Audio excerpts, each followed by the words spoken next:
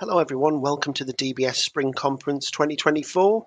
This is going to be a webinar around providing the information needed to make a balanced safeguarding decision. My name's Paul Grief. I'm the triage team manager who handles the referrals when they first enter the business. I'm also joined by Megan Henry and Amanda Wakes, who work in our information gathering function, and you'll be hearing from them a little later about their part of the process. Okay, the aim for the session today is to provide an overview of our decision-making process, give you a bit of insight into how we use the information that's provided to us by employers, additional third parties and referred individuals, how we use that information to help us make our decisions. Okay, when must you make a referral to the DBS? I'm sure many of you are aware of this already, but I'm just going to do a very quick recap of the conditions that need to be satisfied. So the first condition covers an individual being removed from regulated activity through dismissal, but equally there's other options where an individual can leave employment. They could resign voluntarily, they might retire, accept redundancy, or alternatively, they could be redeployed into another area of the business where perhaps they aren't directly involved with vulnerable groups, so maybe moved to a back office or asked to complete some administrative work where they've got no contact with vulnerable individuals. The second condition looks at whether you think the person is either engaged in relevant conduct. Now, relevant conduct is a term that means either someone has been endangered or is likely to be endangered if that conduct is repeated against or in relation to a child or an adult. It's important to consider that it's not only a person that may have been harmed, their actions may have indirectly caused harm or might have placed someone at risk of harm. They may have attempted and failed to incite others to harm, for instance. We need to satisfy the harm test. By this we mean behaviour where there is no evidence of relevant conduct, but there is sufficient and compelling evidence of risk of harm to a vulnerable group. Sufficient compelling evidence of risk must relate to a child or a vulnerable adult. It's not the intention of the legislation to extend to people who are at risk to people in general. Referrals should be made to the Disclosure and Barring Service as soon as an organisation has concluded their own investigation. We sometimes receive referrals for employers when their investigations haven't concluded. Perhaps there's been some delay in the process and it hasn't been concluded. But in order for us to take the case forward, really we need the evidence that exists which satisfies those points there in condition 2. Employers and organisations should complete their investigations and disciplinary processes even if the person has left their employment. This is particularly important for us. We totally rely on the information that you're providing to us in order to make our decisions, which must be fair, consistent and thorough. If after you've concluded your investigation, you make a decision to return an individual to a position working in regulated activity, there may not be a legal duty to refer, hence my point earlier about concluding your investigation before making the referral. It's important to note a referral may be made where the legal duty does not apply, but the referrer believes that condition 2 is met. Okay, so this next slide looks at how do you make a referral to the DBS. So we receive referrals from many different organisations and individuals through all the usual channels, email and post. We also have the online barring referral service. So this is where a referral form can be completed and submitted online. Relevant documents such as investigation evidence, etc., can be uploaded at the same time. Some of you may have used this already. It's actually our preferred method of receipt of referrals. However you choose to make a referral, so with the barring referral service, email or post, you'll be asked to provide prescribed information. So this is information you must legally provide if you're under a duty to refer. Basically, it's information relating to the alleged misconduct. Megan's going to cover off exactly what constitutes prescribed information a little later, so I won't spend too much time on that. The legal duty to provide prescribed information may apply even if you haven't made a referral to the DBS.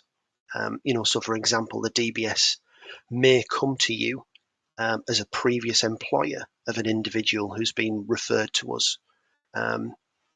We might have received intelligence that suggests the individual left your employment following a safeguarding incident. So we need to follow up on that.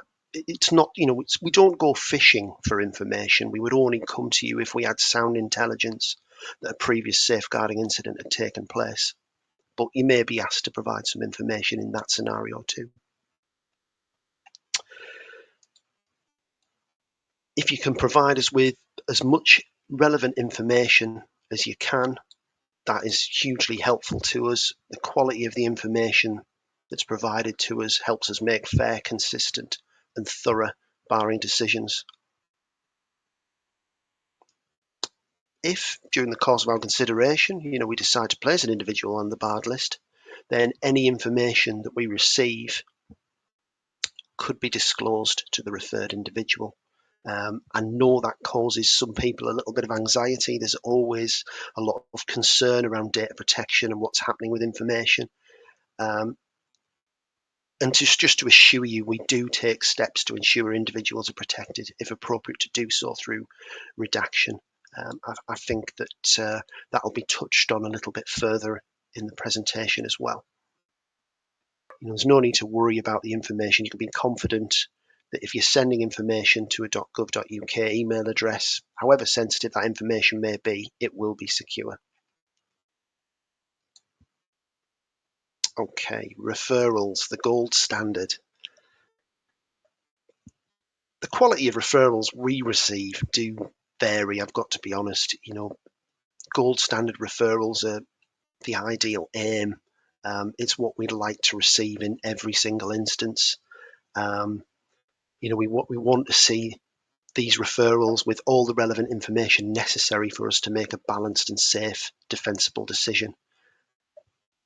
If we get the information we need up front, if the information is of good quality, we can progress cases more quickly.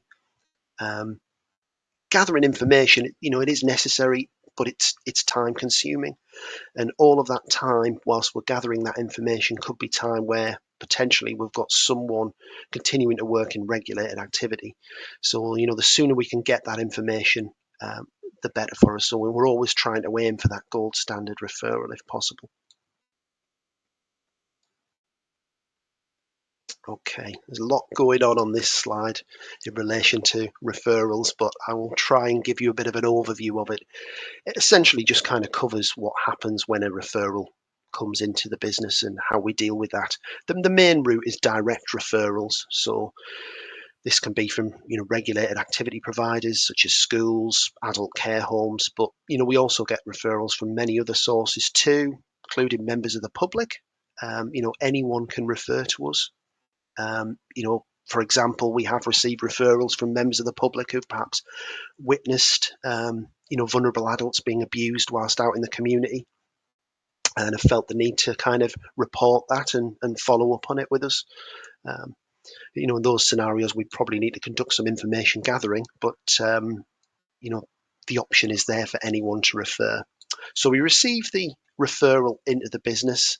First thing we do is profile matching. So that's just checking personal information to see if we've received a referral previously in relation to an individual. Have they previously applied for a DBS check to work in regulated activity? And we're just looking to kind of match that information up with the new case when it's created on our system. We also check Police National Computer Records, or PNC, to look at the individual's criminality information. When we're accessing this, as well as looking at cautions and convictions that may be on that individual's record, we also look to see if there's any other relevant information that is on that PNC record. So there may be notes of police investigations which didn't proceed to prosecution, which potentially we might be able to use, particularly if considering a pattern of similar behaviour. The very first step of referrals coming into the business, the quality of information is paramount. We do need to have clear, good quality information, individuals' name, date of birth, last known address. If we don't have that information as up to date and as accurate as possible, then it hinders us in terms of checking to make sure we've got the correct individual, checking against the correct PNC record, and checking against previous referrals. Okay, the next step is the case will move to triage, which is my team. We've got a band of caseworkers there who receive cases when they first come into the business. We determine if we have the legislative power to consider the case, and if so, whether we've got sufficient information to consider it further. Basically, we try and act as a filter to enable the business to spend the most time on the most serious cases. So we will have a look at that and determine if any cases can be closed at an early stage, or potentially if we need to conduct some information gathering. So we'll review the information. If we've got sufficient information concerning serious safeguarding behaviour, we'll make a decision about what to do next. If we feel we can close it early, we will do so immediately. If we feel we've got enough information and the behaviour is sufficiently serious to consider including someone in one or both barred lists, then we will send the case to our decision-making unit for further consideration without conducting any further information gathering. That would be kind of a gold standard case, as identified and highlighted there by the little gold medal there on the diagram. If information's missing and we're not able to make a decision about either whether to close it or send it to the decision-making unit, we'll need to liaise with our information gathering colleagues to seek further information to help us progress the case. And Megan and Amanda will cover that part of the process shortly. You can see on the slide there, it also mentions an early warning letter. This essentially is something that we need to do in law to make the referred individual aware that we've received a referral about them as soon as possible. I mean, they have a right to know that we've got a case and we're actively looking at it and considering whether to include them in kind of one or both barred lists. So it's important that we try and get that out as early in the process as possible to make them aware that we've got the case. And we might be conducting some further information gathering, but we may well come back to them at some point in the future. We don't just have kind of direct referrals from regulated activity providers or members of the public. We've also got other referral routes as well. So we have the disclosure route, which is where someone has applied for an application, a disclosure application to work in regulated activity. As part of that process, we would review the criminality information. Do they have any previous cautions, convictions, or other police intelligence on the record, which may mean that we need to consider their suitability for future work with vulnerable groups. There may well be offences on there that we're perhaps not interested in, so we wouldn't take a case forward. So, for example, one-off incident of drunken disorderly, which led to a caution when, someone was a teenager. But there might be other offences that might be more relevant that means that we might have to look at it a bit further. So, for example, we could have someone applying for work in a children's nursery. They've applied for that enhanced disclosure with barred list check, but they might have a caution on the record for willfully ill-treat, neglect a child, which might have involved an incident in the past where they have disciplined their own child by hitting them with implements, such as a slipper, Therefore, looking at that information, because that's on their record, we then need to look at it and make a decision. Do we need to consider their suitability for that work in that child nursery role? We might need to then conduct some information gathering to find out more about the context of that incident, in much the same way as we do with our referral cases. And again, as before, we'd maybe make a decision at the end of that, whether to close it or whether to send the case to the decision-making unit for onward further consideration. We also finally have the autobar route, which is our most serious offences, where certain convictions automatically trigger our case consideration. So, these are, as I say, very serious offences such as, creating indecent images of children, murder, for example. All right. Hi, everyone. I'm Meg. I'm an information gathering manager here at DBS, and I manage a small team of staff covering the Southeast and Southwest regions. So, if any of you are based in the Southeast or the Southwest and you have made or will make a referral at some point, there's a good chance that you'll cross paths with me or Amanda. Our information gathering function is split across 4 regional clusters, which you can see here on the map. Over time, we've had slight adjustments to the structure of these regions based on the referral intake for the area. Most recently, Cumbria moved from Team Northwest into Team Northern England due to the numbers of referrals. However, the area remains within the same cluster, which maintains a level of consistency both for us and for the organisations that we work with. Working in the regional teams has allowed us to develop better relationships with referring organisations and local authorities. And by focusing on smaller areas, we're able to get a better understanding of how organisations in our areas would prefer to be contacted. As an example, our IG process usually requires us to make a phone call initially to the organisation, but a LADO that we work with regularly has expressed that they would prefer to receive an initial email instead. So because of the way that we work, that's an accommodation that we can consider. We also work closely with our regional outreach advisors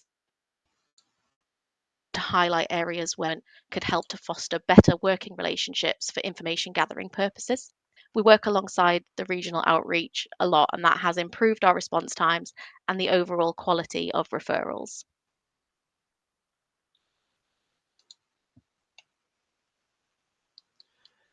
So this is the prescribed information that Paul mentioned earlier. There's lots of different types of information that can be relevant to share with us to support barring referrals. So the prescribed information is set out in the SVGA regulations, and there is that legal duty for regulated activity providers and local authorities to provide information to the DBS upon request, unless there's a reasonable justification not to, or you don't actually hold the information that we've asked for. I'll go into a bit more detail now about why these types of information are so helpful to us. So, as Paul mentioned earlier, the best quality referral would almost entirely bypass the information gathering process, but our team is also responsible for sending that initial correspondence, the early warning letter, to the referred person. So for this reason, the personal information about the referred person is vital, and Amanda's going to touch a bit more on that later. So by providing a description of the regulated activity that the person has engaged in and their employment information, such as their training records, their qualifications, the job application, you're enabling us to make sure that we consider that person against the appropriate list. As an example, you might refer an individual for an allegation which specifically satisfies the criteria for the harm test for children, but their employment history working in the care sector means that we can also consider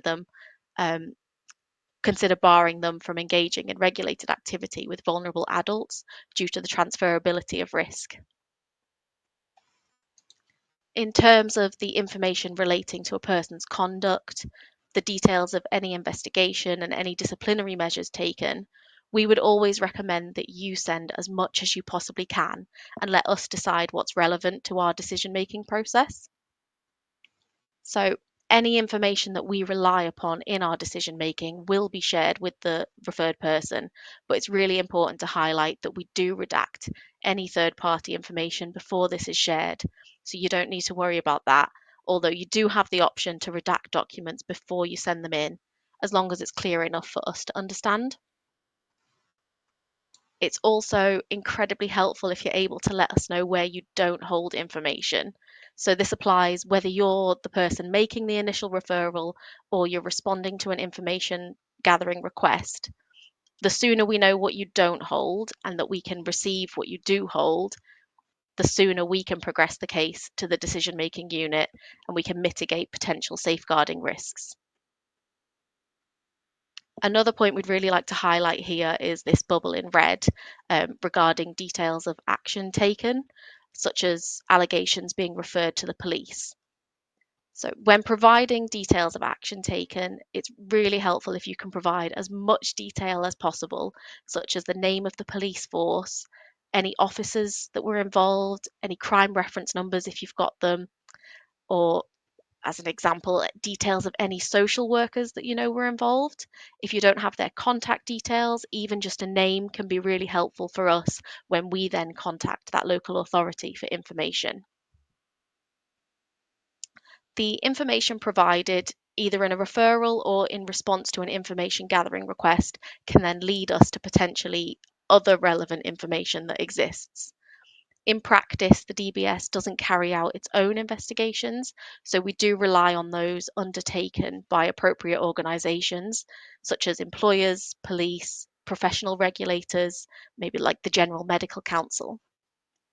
The quality of these investigations and the types of records that are kept can be pivotal in supporting a balanced safeguarding decision.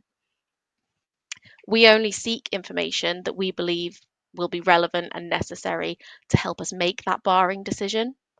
And again, this all makes our information gathering process run smoother, which allows us to make those balanced safeguarding decisions quickly.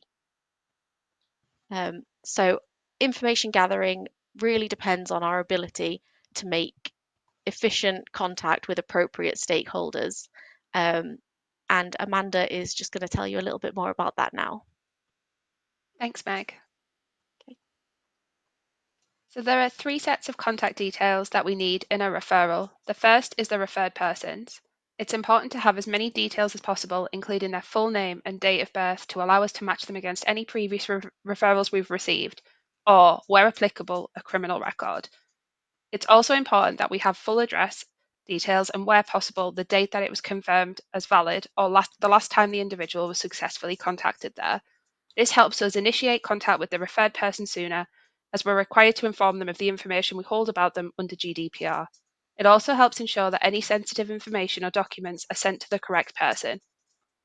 Having additional details, such as an email address or phone number, can help us contact an individual when we fail to get in touch with them via post. If multiple people are involved, it's important that a referral is completed for each individual, as we need to contact them and consider them separately.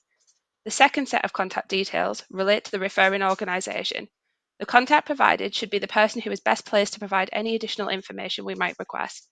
Having direct contact details, including a phone number and email address, helps make the information gathering process quicker and gets the case to a decision maker sooner. Please also provide an alternative contact if possible, as this avoids unnecessary delays if the original contact is unavailable. The third set of contact details are those belonging to any other organisations that have been involved in the case. It's helpful to provide as much information as possible for any other organisations that have been involved, as we may also need to contact them for further information. This could include a name and contact information for the individual from the organisation who has been point of contact, and, if there's been any police involvement, a crime reference number if available. Information can be sent to us in a number of ways. We can accept information by email to contact us at dbs.gov.uk for files up to 15 meg. Our email address is secure, so there is no requirement to redact any document sent to us. We will also perform our own redaction should we need to send any documents onto a referred person. We can also accept information via egress for files up to 50 meg using the email contact us at dbs.gov.uk. Information can be sent via post to the address on our website. We can also accept files on a USB stick or a CD via the post. Digital media, such as video and audio files, are most commonly sent to us via egress, or, if the files are too large, via post. Please ensure that all information sent to us is clear and legible and that the case reference number is included in all correspondence. If you're having difficulty sending information or have any questions about what's required, please contact us. Information gathering letters will have a direct telephone number for the relevant staff member, so it will most often be the same person that you're speaking to. You can also email us at contactus@dbs.gov.uk with the case reference number. However, it takes a day or two for emails to be added to the case, so we won't be able to respond to emails immediately. I'll now hand you back to Paul. Okay, this slide looks at our 5-stage decision-making process, and I'm also going to talk a little bit about how we use the information that we receive and gather in order to help us in making our decisions. So the first point there is we determine whether the case falls within our legal powers under the Safeguarding Vulnerable Groups Act 2006. So does it appear that we've got evidence of relevant conduct or risk of harm to a child or a vulnerable adult? And has the referred individual worked in regulated activity, or might they work in regulated activity in the future?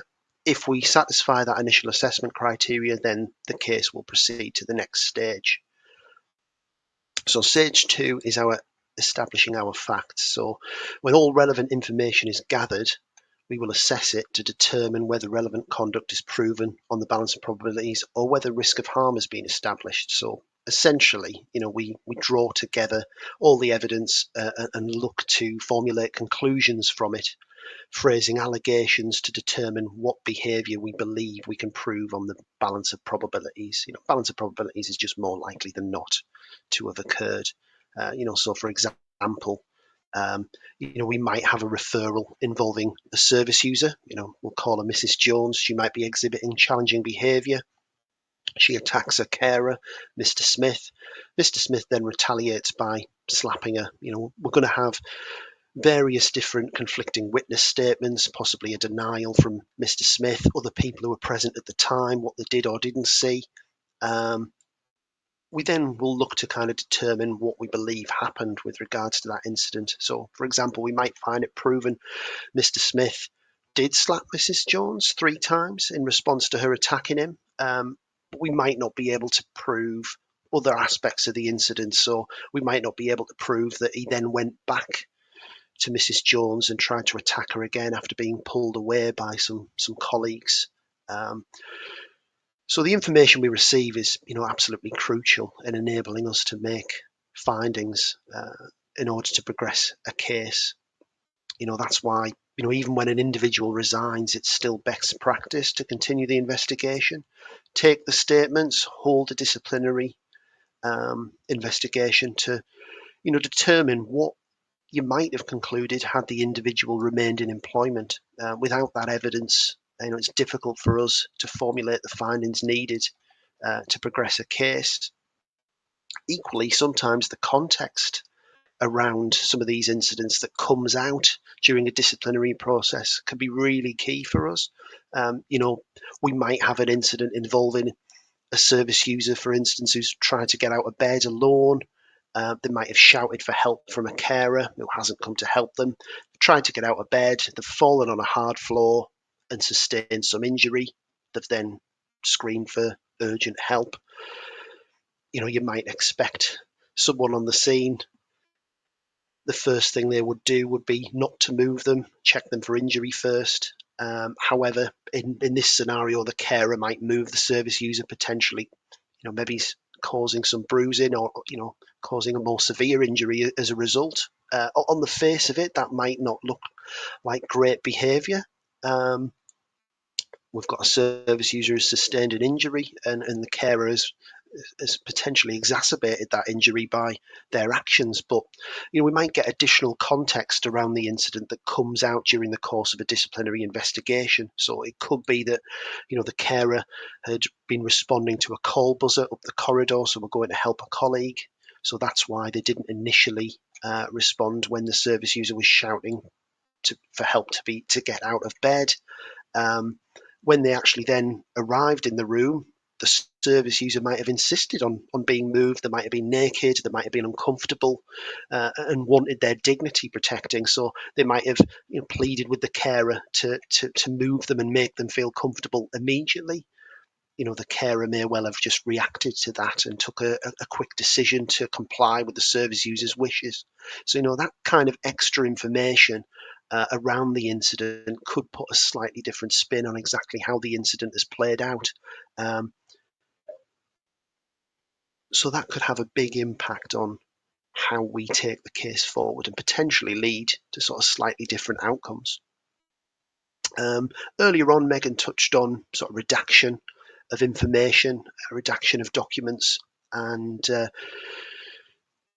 information that is redacted, we do receive, but it is important that that information is labelled appropriately, and we've got consistent labelling. So, for example, if we receive a document that is, or a number of documents that are just redacted, individuals have disclosed things through the whistleblowing process, easy for me to say, then that could be redacted on the documents, but it might be difficult to work out who is who when a caseworker is looking at assessing that information. So, if we use consistent labels such as witness 1 or witness 2 throughout all the different documents where that individual applies, then it really helps us to get a consistent picture about what's happened and who has done what or said something.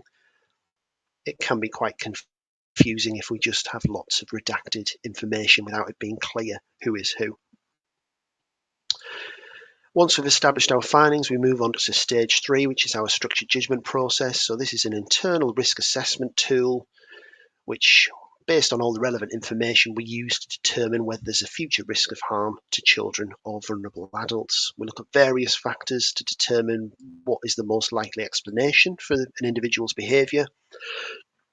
In the example above involving Mr. Smith, who has slapped Mrs. Jones, he might disclose at a disciplinary hearing that he's been stressed recently, he's had a relationship breakdown, and that is why he's reacted in that particular way. So we would maybe look at that and kind of go, well, could he be an individual who could repeat this sort of behaviour in future if he's got lots going on in his life and he maybe struggles to maintain his patience and react violently.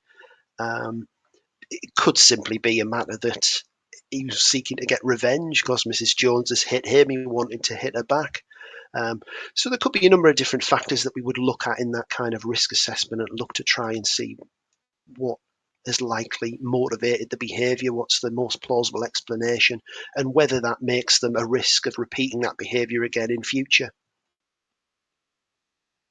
If we do go minded to bar at this point, we would then invite written representations from an individual. We present our findings to them in a letter saying this is what we believe we can prove, and this is why we believe you may pose a risk in future, and why we believe it's appropriate and proportionate to consider their inclusion in one or both barred lists. So stage 4 of the process is the representations process. So this is where we receive information from the referred individual in response to our letter outlining our findings and our concerns. As indicated on the diagram there by the arrow, we would then reconsider all of the information. We'd have a look at see whether anything in those written representations changes anything in the evidence evaluation. Do we need to change some findings? Can we perhaps no longer find something proven at that stage 2 because we've got new information that casts doubt on the credibility of some of the evidence? We'd also then look at the stage 3 risk assessment as well and consider whether any of that new information changes that risk assessment too.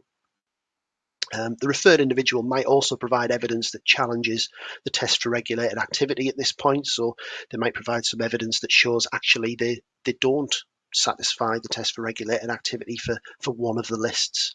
So at that point, if we had evidence that was no longer valid, then we would cease consideration in respect of perhaps one of the lists based on the evidence there that we have. It's important to note we might actually need to conduct some further information gathering at this point. So some of the information that the referred individual provides to us could lead us to gather some additional information in order to continue the consideration at that point. We then look at the final stage, which is really, is it appropriate and proportionate to bar the individual? If we've still found that relevant conduct has occurred and we've still got a risk profile that suggests it's appropriate to include someone in one or both barred lists, we'd move to include them and inform them of the outcome. If we were no longer able to satisfy that criteria, we either can't find the behaviour proven or the risk profile suggests actually probably not appropriate, they're not going to pose that risk again in future, then we would conclude the case at that point with no action.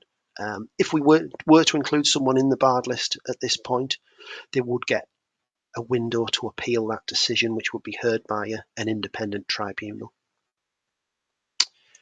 Right, let's move on to the next slide, which is our final messages slide. So this is really what we hope you've taken away from this session today. So information received plays an important part in our barring decisions, and missing information could undermine any decision that we make, either to bar or take no action. So hopefully we've demonstrated through some of the scenarios we've discussed how we use that information and the importance really of us getting us good quality information to enable us to undertake these considerations. Also important to ensure that when you're referring someone, you include information that's as up to date as possible, particularly contact details, as that's crucial for us in being able to get in touch with referred individuals so they can defend themselves against any findings that we make through our consideration process. It's important to note that inquiries are only made to the relevant parties if the referral form or the documents supplied indicates that further information may be available. So as I touched on earlier, we don't go fishing. It's only if we've got information in there that there's that suggests there may be something else out there that could help us in determining our findings, then we would go out for that. And also we only make those requests if we believe they're relevant and necessary to help us make a barring decision. I mean, in an ideal world, when you're making any sort of decision, you want as much information as possible, but there can reach a point where you're gathering information for the sake of it. Maybe it's got too much information and it makes it difficult to actually see the wood from the trees. So we would make a decision at a certain point that actually we now have got enough to enable us to progress with a case, and we're not going to spend any more time gathering any more. Okay, this next slide looks at how you can get in touch with us. So more information regarding barring referrals can be found in our barring referrals guidance on the website. If you want to get in touch with us, we're always happy to engage in discussions about referrals and what might be required. We've got the contact us at dbs.gov.uk email there, and also a telephone number 03000 200 190. Again, you can get in touch with people there and have a conversation about any referrals you're considering making and about the whole process. We also have regional outreach advisors. I mean, we did Meg touched on this earlier when she was talking about our regional model. These individuals are based in each region and they will support different organisations with making referrals to the DBS. They're a really good source of support and information when you're looking to make a referral. So if you need to access that support, I'd encourage you to do so. They are really helpful in terms of helping you to provide the information that we need to make our safeguarding decisions fair and robust. On behalf of myself and Megan and Amanda, thank you very much for attending the session today. Any of you have got any questions? We're now accepting questions via the chat function. Thanks.